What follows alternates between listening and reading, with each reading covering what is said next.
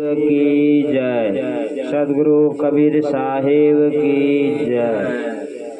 आदरणीय धर्म प्रेम मानव सज्जन वृंद, इस सत्संग में आए हुए जितने भी नर नारी देव एवं देवियों के रूप में विराजमान हैं, मैं उन सबको त्रैबार साहबंदगी करता हूँ।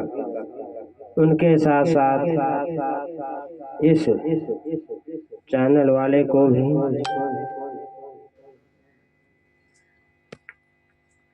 आपके बारे में जनाता हूँ, जिसके बारे में इस चैनल का नाम है सूर्यदास कुशेला कटिहार।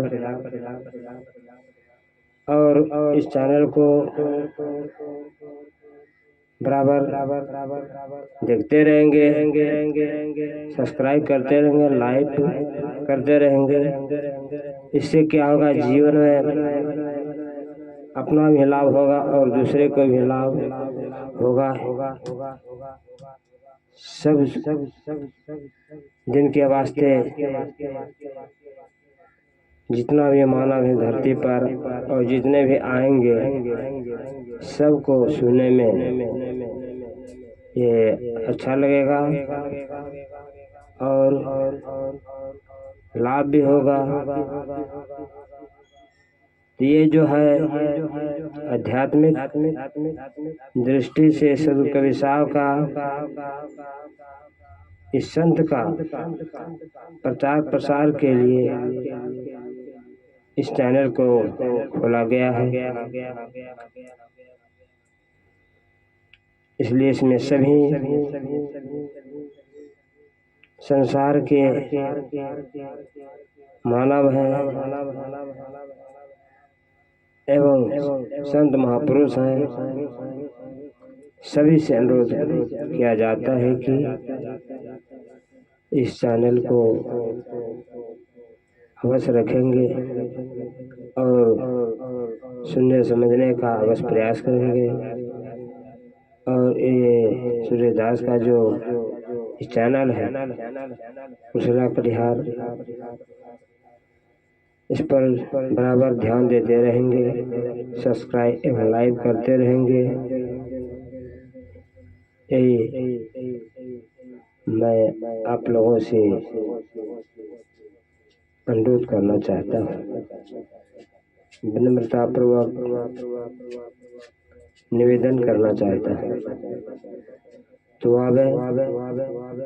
अब सदगुरु कबीर साहब का विचार की ओर।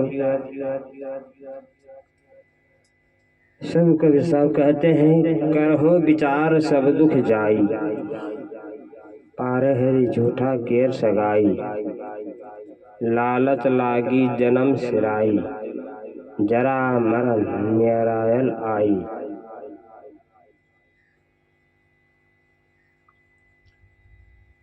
तो ये जो है करहु विचार, अगर मानव विचार करेंगे अपने आप में, न उसके लिए कहीं झंझट है, न कोई कष्ट है, न कोई वाद विवाद है, न कोई और तरह का कोई दुख है।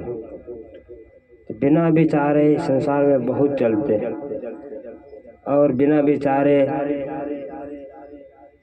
बहुत लोग चले गए और चल भी रहे। इसलिए जो जितना अनर्गल विचार पर चलता है उसको उतना कष्ट और दुख होता है। तो अब जैसे एक दृष्टांत, एक कहानी है कि एक कालू नाम का मछुआ था। वह सुबह से लगभग 4 बजे भोर से मछली मार रहा था। जंगल में एक छोटा सा रास्ता था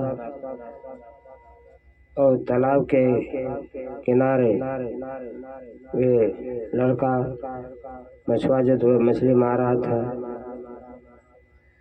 उसके पास में मछली मारने वाला बंसी और जो सब रहता है वो सब चीज था। वहाँ तो धोती का 2 टुकड़ा था, एक टुकड़ा किनार पर रखा था, एक टुकड़ा पहना था। संजोग की बात, एक राजा तीरथ करने के लिए जा रहे थे। हाथी के गले में घंटा बंधा हुआ था, वह बजते हुए आवाज आया। उस लड़का ने कहा कि मैं तो मछली मारने वाला जात हूँ महलदार, हम तो नीच काम करते हैं।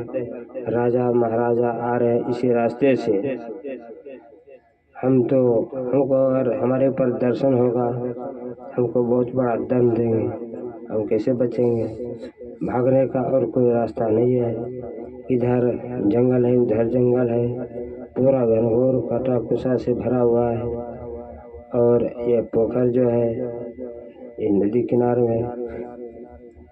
अब क्या करें? तो झट से सोचते विचारते अपना वो विचार कर लिया, युक्ति निकाल लिया कि जितना बंसी था सब पानी में गाड़ दिया और ये नकली साधु बनने का युक्ति बना लिया।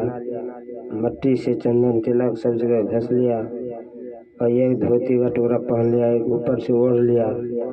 डर के मारे वह ध्यान में बैठ गया। जब वह राजा रानी हाथी पर तीरथ करने के लिए जा रहा था, जब उनके सामने से कुछ पहले उन्होंने देखा उसको, कहा कि देखो हम लोगों का कितना बड़ा अच्छा भाग है, कितना बड़ा सुंदर जतरा है कि हम तीरथ के निकले हैं तो हमको एक ध्यान करते हुए महात्मा से दर्शन हो गया, भेंट हो गया। तो आवे हम दोनों पति पत्नी हाथी पर से उतर करके महात्मा को कुछ चरणों में चढ़ा देंगे रुपया पैसा और बंदगी भाव करके फिर चढ़ के चले जाएंगे। तो लड़का तो अंदर ही अंदर डर रहा था, हमको क्या होगा नहीं होगा, लेकिन भेष वैसा बना लिया था। भेष दे करके राजा भूल गए। आया राजा रानी दोनों हाथी को उतर करके प्रणाम पाती किया, सोना का कुछ जेवर दिया रानी और कुछ रुपया पैसा से आगे में रख दिया। तो निकला फिर चढ़ करके जाते जाते जब घंटा की आवाज नहीं सुनाई देने लगा, तब लड़का अपना धोती उतारता है, इधर उधर देखता है कोई नहीं। तो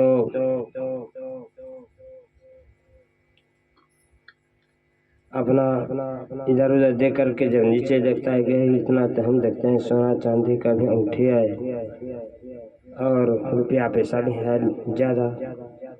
उसको देखकर उसे बहुत खुश हुआ, कहा कि देखिए हम जब नकली साधु बने हैं, नकली महात्मा बने हैं, तो हमको इतना काल से बच गए और ऊपर से रुपया पैसा सोना चांदी भी मिल गया। इसमें यही हम विचार करते हैं, अगर नकली साधु हम बने तो इसमें कितना लाभ हुआ, अगर असली साधु बनेंगे तो कितना लाभ होगा।